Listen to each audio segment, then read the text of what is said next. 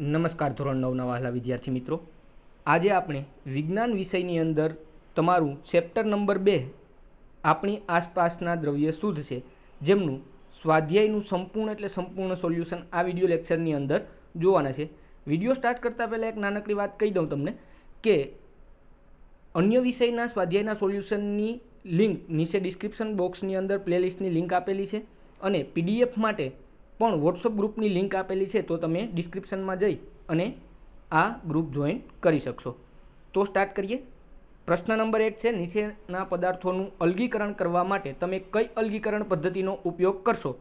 તો એમાં પહેલું આપેલું છે સોડિયમ ક્લોરાઇડને સોડિયમ ક્લોરાઇડના પાણીમાં બનેલા દ્રાવણમાંથી.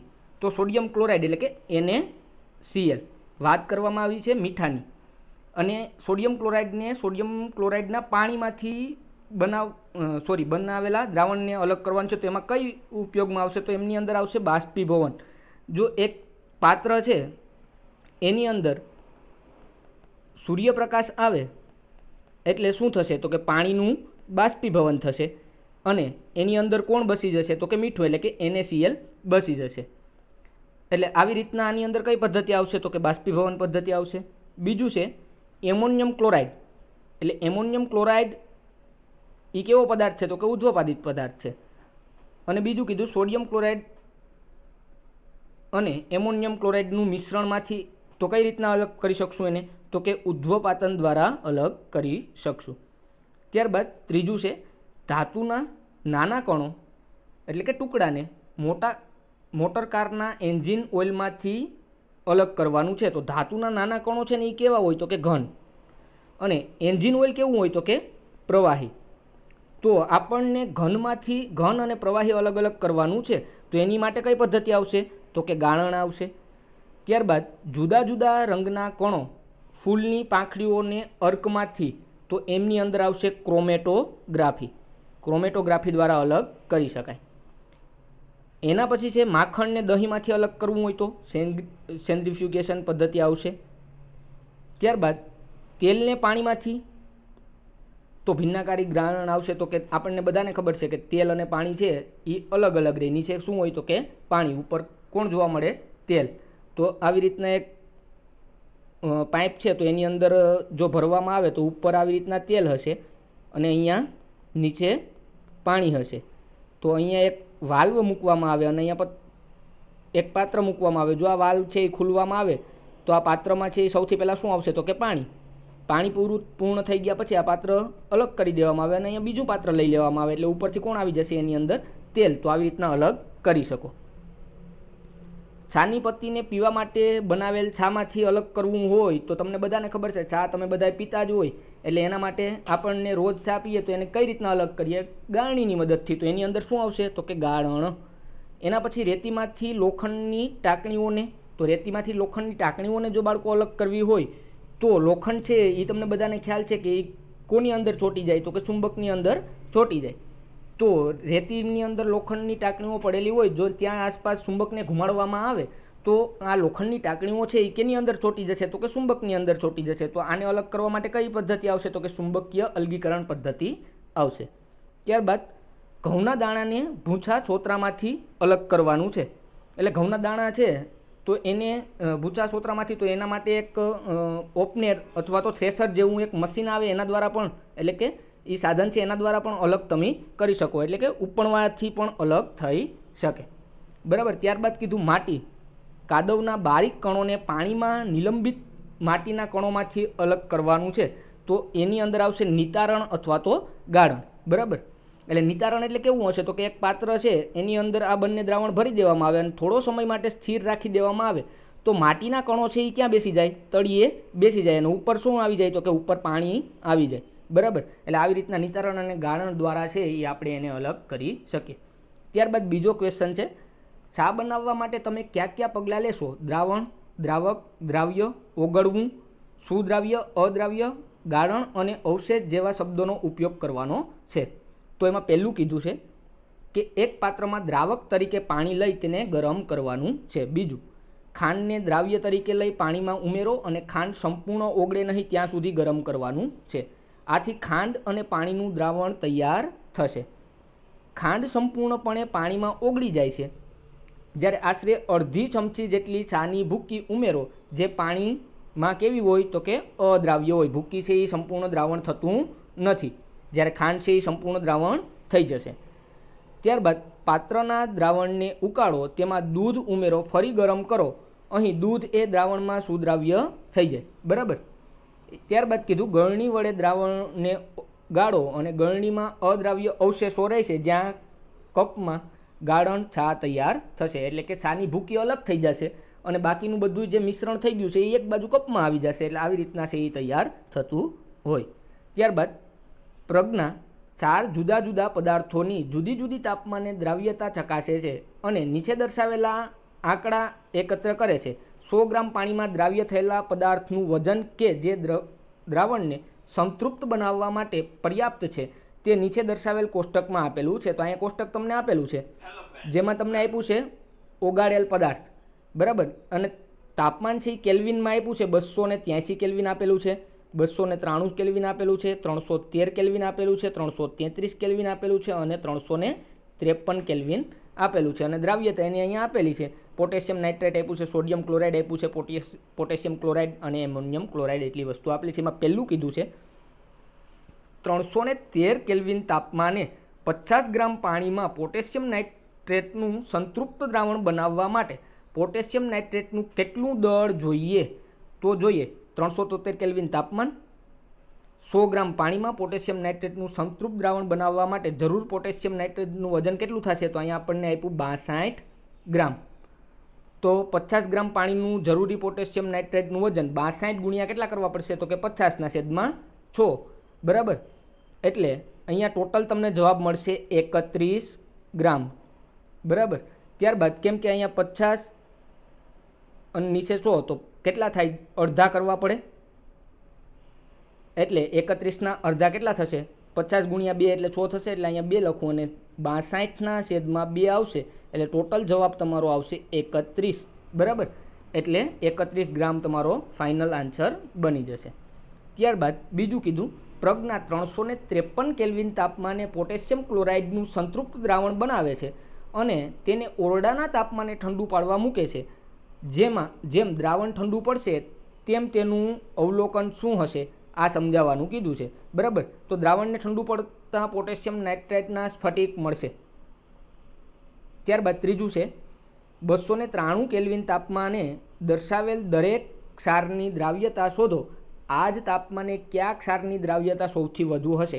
તો 293 કેલ્વિન તાપમાને દરેક ક્ષારની દ્રાવ્યતા નીચે મુજબ છે. તો એમાં જોઈએ આપણે. પહેલું કયું છે? તો પોટેશિયમ નાઇટ્રેટ, જેમની કેટલી થશે? 32 ગ્રામ. સોડિયમ ક્લોરાઇડની થશે 36 ગ્રામ. પોટેશિયમ ક્લોરાઇડ એની થશે 35 ગ્રામ અને એમોનિયમ ક્લોરાઇડ એટલે એની થશે 37 ગ્રામ. એટલે કે 293 કેલ્વિન તાપમાને એમોનિયમ ક્લોરાઇડની દ્રાવ્યતા સૌથી વધુ હશે. કેમ? તો કે એમોનિયમ ક્લોરાઇડની કેટલી આપે આપણને? 37. એનાથી બીજી ઓછી છે. એટલે સૌથી વધારે આપણે પૂછ્યું એટલે આપણે કોની લખવાની થશે? તો કે એમોનિયમ ક્લોરાઇડની સૌથી વધારે થશે. ત્યારબાદ ક્ષારની દ્રાવ્યતા પર તાપમાનના ફેરફારની શી અસર જોવા મળે? તો જેમ તાપમાન વધે તેમ દ્રાવ્યતામાં પણ શું થતો જોવા મળે બાળકો? તો કે વધારો થતો છે એ જોવા મળે. ત્યારબાદ નીચેના શબ્દો ઉદાહરણ સહિત સમજાવવાના છે. તો પહેલું આપેલું છે સંતૃપ્ત દ્રાવણ. તો નિયમિત તાપમાને દ્રાવણની જેટલી ક્ષમતા હોય તેટલા જ પ્રમાણમાં દ્રાવ્ય ઓગળેલ હોય તેને શું કહેવામાં આવશે? સંતૃપ્ત દ્રાવણ કહેવામાં આવશે. એમાં એક એક્ઝામ્પલ આપેલું છે મીઠાનું સંતૃપ્ત દ્રાવણ. બીજું છે શુદ્ધ પદાર્થ. તો એક જ પ્રકારના કણોના બનેલા પદાર્થને શું કહેવામાં આવશે બાળકો? શુદ્ધ પદાર્થ કહેવામાં આવશે. જેનું એક્ઝામ્પલ છે સોનું અને ચાંદી. ત્યારબાદ ત્રીજું છે કલીલ. જે વિષમાંક પ્રણાલીમાં દ્રાવ્ય પદાર્થ વિક્ષેપણ કલા અને દ્રાવકમાં વિક્ષેપણ માધ્યમ વિક્ષેપિત અવસ્થામાં મળે તો આવા દ્રાવણને શું કહેવામાં આવે? કલીલ દ્રાવણ. અને એના બીજા નામે ઓળખાય સોલ પણ કહેવામાં આવે. એના એક્ઝામ્પલ છે દૂધ, ચીઝ, ધુમાડો, વાદળ વગેરે. ત્યારબાદ આપ્યું છે નિલંબન. તો જે દ્રાવણમાં દ્રાવ્ય પદાર્થ દ્રાવકમાં વિક્ષેપિત અવસ્થામાં જોવા મળે ત્યારે મળતા દ્રાવણને નિલંબિત દ્રાવણ કહેવામાં આવે અને આને બીજા નામે ઓળખાય અવલંબિત. તો એમના એક્ઝામ્પલ થશે બેરિયમ સલ્ફેટ, જલીય દ્રાવણ, ચૂનાના પથ્થરનું પાણીમાં દ્રાવણ, આ એમના ઉદાહરણ થશે. ત્યારબાદ પ્રશ્ન ક્રમ 5 છે, નીચે દર્શાવેલ દરેકને સમાંગ કે વિષમાંગ મિશ્રણમાં વર્ગીકૃત કરવાનું છે. તો સમાંગ મિશ્રણ કોણ અને વિષમાંગ કોણ? તો પહેલું આપેલું છે સોડા વોટર, લાકડું, હવા, જમીન, વિનેગર અને ગાળેલી શા. તો એમની અંદર પહેલાં આપણે લખીએ સમાંગ મિશ્રણ કોણ કોણ? તો કે સોડા વોટર છે એ કેવું મિશ્રણ થશે? સમાંગ મિશ્રણ. ત્યારબાદ હવા પણ સમાંગ મિશ્રણ થશે, વિનેગર પણ સમાંગ મિશ્રણ થશે અને ગાળેલી છા પણ કેવું મિશ્રણ થશે? સમાંગ મિશ્રણ થશે. અને ત્યારબાદ આપ્યું છે વિષમાંગ મિશ્રણ. તો લાકડું અને જમીન એ કેમની અંદર આવશે? તો કે વિષમાંગ મિશ્રણની અંદર આવશે. ત્યારબાદ પ્રશ્ન ક્રમ 6 છે, તમને આપેલ રંગવિહીન પ્રવાહી શુદ્ધ પાણી છે તે તમે કેવી રીતે નક્કી કરશો? તો જોઈએ આગળ, આપણે રંગવિહીન પ્રવાહીનું ઉત્કલન બિંદુ થર્મોમીટર વડે પહેલાં શું કરશું? નક્કી કરવામાં આવશે. જો પ્રવાહીનું ઉત્કલન બિંદુ 100 અંશ સેલ્સિયસ એટલે કે વાતાવરણ દબાણે મળે તો તે પુરાવો આપે છે કે આપેલ રંગ પ્રવાહીનું શુદ્ધ પાણી જ છે, કારણ કે દરેક શુદ્ધ પાણીનું ગલન બિંદુ અને ઉત્કલન બિંદુ કેવું હોય? નિશ્ચિત જ હોય, ફિક્સ જ હોય, એ બદલે નહીં. ત્યારબાદ પ્રશ્ન ક્રમ 7 છે, નીચેના પૈકી કયા પદાર્થને શુદ્ધ પદાર્થોના સમૂહમાં મૂકી શકાય? જેમાં તમને આપેલું છે બરફ, હાઇડ્રોક્લોરિક એસિડ, ઈંટ, દૂધ, કેલ્શિયમ ઓક્સાઇડ, લાકડું, લોખંડ, મર્ક્યુરી અને હવા. હવે આમની અંદર કીધું છે કે આપેલ પદાર્થો પૈકી બરફ, લોખંડ, હાઇડ્રોક્લોરિક એસિડ, કેલ્શિયમ ઓક્સાઇડ અને મર્ક્યુરીને શુદ્ધ પદાર્થોના સમૂહમાં વર્ગીકૃત કરી શકાય. બાકી બધા કેવા પદાર્થો છે? મિશ્ર પદાર્થો છે, એ કોઈનો સહારો લઈ અને બનવામાં આવ્યા હશે. ત્યારબાદ પ્રશ્ન ક્રમ 8 છે, નીચે દર્શાવેલા મિશ્રણમાંથી દ્રાવણને ઓળખવાનું છે. એમાં તમને આપ્યું માટી, દરિયાનું પાણી, હવા, કોલસો અને લાસ્ટમાં આપ્યું સોડા વોટર. તો દ્રાવણો કયા કયા આવશે? તો દરિયાનું પાણી છે એ પણ કેવું આવશે? દ્રાવણ છે. હવા અને સોડા વોટર પણ શું છે? દ્રાવણ. ત્યારબાદ પ્રશ્ન ક્રમ 9 છે, નીચેના પૈકી કયો પદાર્થ ટિન્ડલ અસર દર્શાવે છે? તો જેમાં ટિન્ડલ અસર જોવા મળતી હોય એવું પહેલું નામ આપ્યું છે મીઠાનું દ્રાવણ, દૂધ, કોપર સલ્ફેટનું દ્રાવણ અને સ્ટાર્ચનું દ્રાવણ. આની અંદરથી ટિન્ડલ અસર દર્શાવતો પદાર્થ કયો? તો કે આપણે પદાર્થો પૈકી દૂધ અને સ્ટાર્ચનું દ્રાવણ છે એ શું દર્શાવે? દૂધ અને સ્ટાર્ચનું દ્રાવણ છે એ ટિન્ડલ અસર દર્શાવે.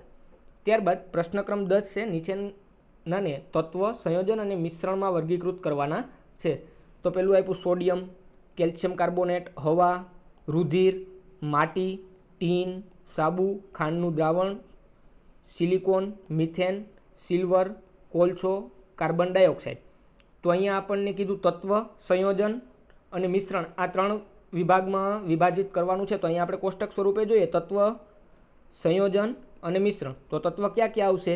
તો સોડિયમ છે એ તત્વ છે, સિલ્વર પણ તત્વ છે, ટીન પણ તત્વ છે અને સિલિકોન છે એ તત્વ છે. ત્યારબાદ જોઈએ સંયોજન, કેલ્શિયમ કાર્બોનેટ, સાબુ, મિથેન અને કાર્બન ડાયોક્સાઇડ, આ એટલા તત્વ છે. અને ત્યારબાદ જોઈએ મિશ્રણ. તો માટી છે એ મિશ્રણ છે, ખાંડનું દ્રાવણ પણ મિશ્રણ છે, કોલસો પણ મિશ્રણ છે, હવા અને રુધિર આ બધા કેવા છે? તો કે મિશ્રણ છે. ત્યારબાદ પ્રશ્ન ક્રમ 11 છે, નીચેના પૈકી કયા રાસાયણિક ફેરફારો છે? તો સોડાની વૃદ્ધિ, સોડની વૃદ્ધિ, લોખંડનો ભૂકો અને રેતીનું મિશ્રણ કરવા, ખોરાકનું પાચન, મીણબત્તીનું સળગવું, લોખંડનું કટાવવું, ખોરાકનું રાંધવું અને પાણીનું ઠરવું. આની અંદરથી રાસાયણિક ફેરફારો જોવાના છે. તો આપણે ફેરફારો પૈકી રાસાયણિક ફેરફારો જોઈએ તો સોડાની વૃદ્ધિ, લોખંડનું કટાવવું અને ખોરાકનું રંધાવવું આ બધા રાસાયણિક ફેરફારો છે. તો અહીંયા આપણા ચેપ્ટર નંબર 2નું સ્વાધ્યાયનું સંપૂર્ણ સોલ્યુશન પૂર્ણ થાય છે. આશા છે તમને અમારો વિડીયો પસંદ આવતો હશે. તો વિડીયોને લાઇક કરો, તમારા વિદ્યાર્થી મિત્રો સુધી શેર કરો અને અમારી ચેનલને સબસ્ક્રાઈબ કરો. થેન્ક યુ વિદ્યાર્થી મિત્રો.